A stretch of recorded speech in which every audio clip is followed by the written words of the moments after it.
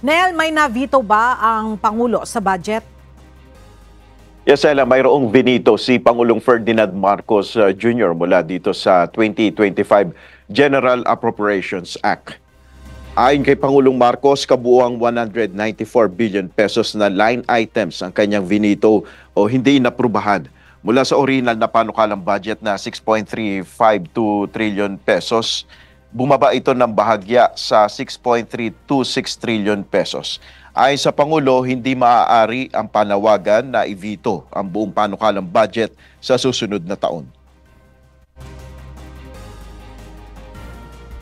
There were calls to veto the entire budget and to revert to a reenacted one. However, this is not an option that we can afford. A reenacted budget will set us back, delay our vital programs, jeopardize targets for economic growth, including our goals of achieving single-digit poverty levels and upper middle income status. Tiniyak ni PBBM na nakaayon sa pangangailangan ng ating mga kababayan at sa pagudlad ng ekonomiya ang inaprubahang budget.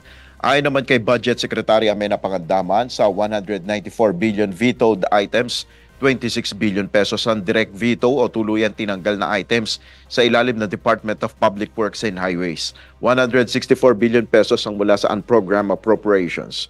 Ukol naman sa ayuda sa kapos ang KITA program o AKAP, inilagay ito ng Pangulo sa conditional implementation. Ibig sabihin, kinakailangan bumuo ng panuntunan para sa pagpapatupad ng programa. At yan muna ang ating update. Balik sa iyo, Ella. Maraming salamat, Nel Maribohok, live na nag-uulat mula sa Malacanang.